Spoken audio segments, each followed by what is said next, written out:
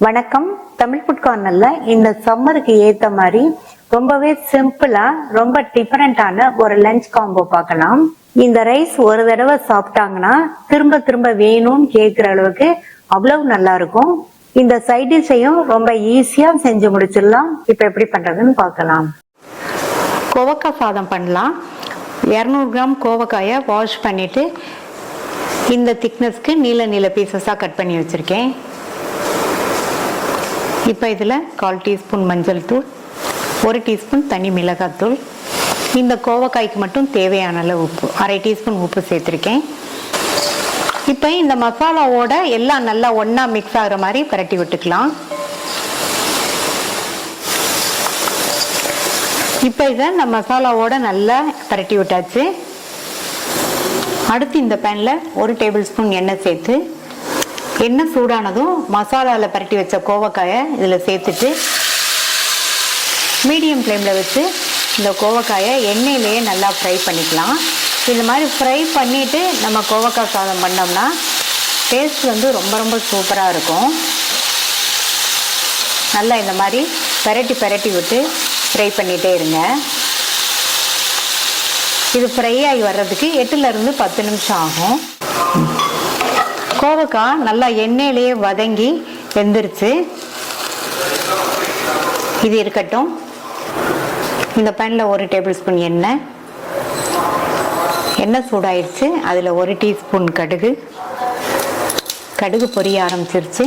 2 teaspoon கடலைப்பருப்பும் 2 teaspoon உளுந்தும் சேர்த்துட்டு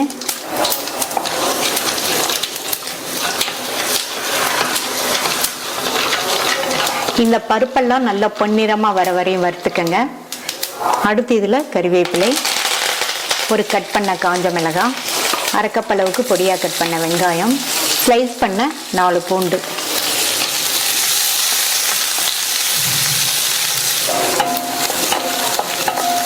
வெங்காயம்லாம் 2 நிமிஷம் வதங்கினதுக்கு அப்புறமா ஒரு மீடியம் சைஸ் தக்காளியை கட் பண்ணி சேர்க்குறேன்.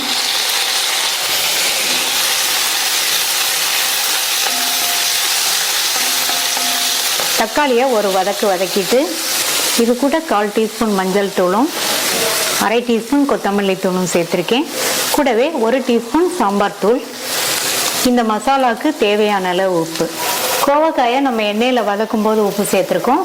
இப்போ இந்த மசாலாவுக்கு மட்டும் சேர்த்தா போதும். நல்லா ஒரு தடவை வதக்கி விட்டுருங்க.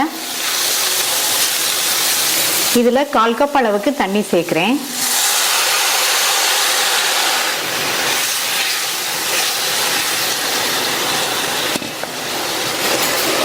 மூடி வச்சிருங்க. தக்காளியும் நல்லா சாஃப்டாகி வரட்டும். நம்ம சேர்த்து அந்த மசாலா தூளோட பச்சை வாசனையும் போகட்டும். இப்போ நம்ம சேர்த்த தண்ணியெல்லாம் வத்திருச்சு. தக்காளியுமே நல்லா மசிஞ்சிருச்சு. மசிலைன்னா இந்த மாதிரி கரண்டியை வச்சு நல்லா இந்த மாதிரி ப்ரெஸ் பண்ணி விட்டுக்கங்க, மசிஞ்சிரும். அடுத்து இதில் உதிரா வடித்த சாதம் 2 கப் சேர்க்குறேன்.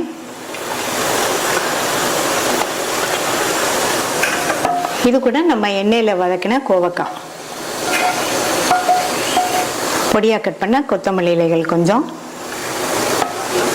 இப்போ நல்லா கலந்து கொடுத்துருங்க.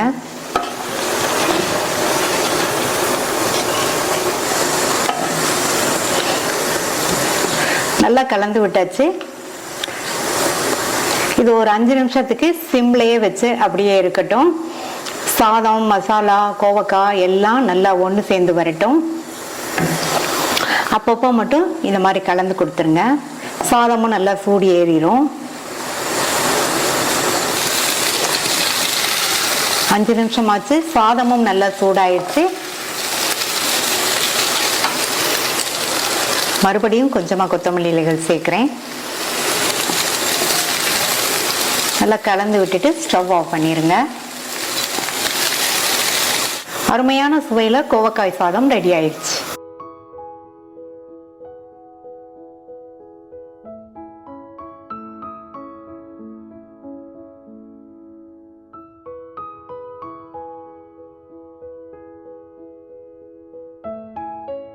வெள்ளரிக்காய் தயிர் பச்சடி பண்ண போறோம். 150 கிராம் வெள்ளரிக்காயை வாஷ் பண்ணி தொடச்சி எடுத்து வச்சிருக்கேன்.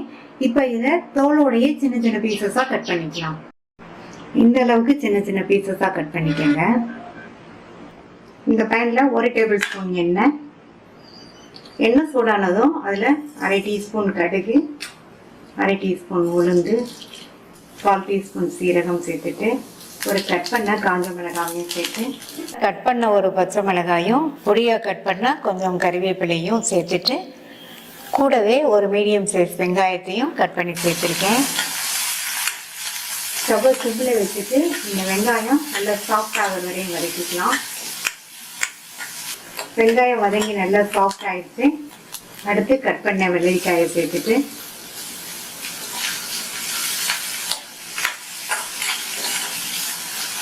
லைட்டா ஒரு வதக்கு மட்டும் வதக்கி விட்டுட்டு இது கூட 2 பிஞ்ச் மஞ்சள் தூளும் 1/4 டீஸ்பூன்ல பாதி பெருங்காய பவுடர், இந்த டிஷ்ஷுக்கு தேவையான அளவு உப்பு, நான் வந்து 1/2 டீஸ்பூன் உப்பு சேர்த்துருக்கேன். அப்புறமா தேவைப்பட்டா செக் பண்ணிட்டு சேர்த்துக்கலாம். மறுபடியும் ஒரு பரட்டி விட்டுட்டு மூடி வச்சிருங்க. இந்த வெள்ளரிக்காய் வந்து ரொம்ப சாஃப்டா வெந்துடக்கூடாது, கிரன்ச்சியா இருக்கணும்.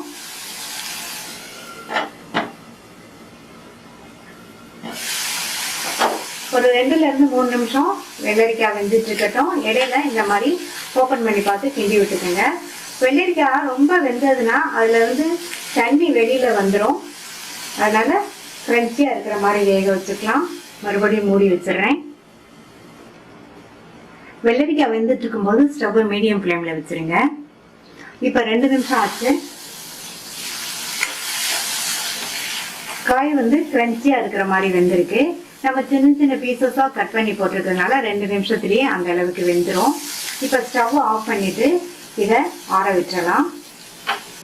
1/2 கப் அளவுக்கு கரெக்டான புளிப்புள்ள கெட்டி தயிரை இந்த பவுல்ல சேர்த்துட்டு நல்லா ஒரு ஸ்பூன் வச்சு பீட் பண்ணி விட்டுருங்க. தயிரை நல்லா பீட் பண்ணியாச்சு. ஸ்பூன் அல்லது விஸ்க் வச்சு பீட் பண்ணிக்கோங்க.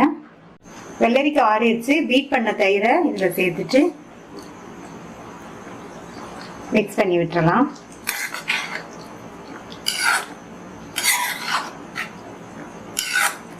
நல்ல கிரீமியா சூப்பரான டேஸ்ட்ல வெள்ளரிக்காய் தயிர் பச்சடி ரெடி ஆயிடுச்சு. இந்த தயிர் பச்சடி மீல் சாப்பிடும் போது சைட் டிஷ்ஷா வச்சு சாப்பிட்றதுக்கு நல்லா இருக்கும். ட்ரை பண்ணி பார்த்துட்டு உங்க கமெண்ட்ஸ் சொல்லுங்க. கோவக்காய் சாதமும் வெள்ளரிக்காய் தயிர் பச்சடியும் தயாராயிடுச்சு. கண்டிப்பா இந்த காம்போவை ஒரு தடவை ட்ரை பண்ணி பாருங்க. இது வரைக்கும் தமிழ் ஃபுட் கார்னர் சேனலை சப்ஸ்கிரைப் பண்ணாதவங்க சப்ஸ்கிரைப் பண்ணிக்கங்க. தேங்க்யூ.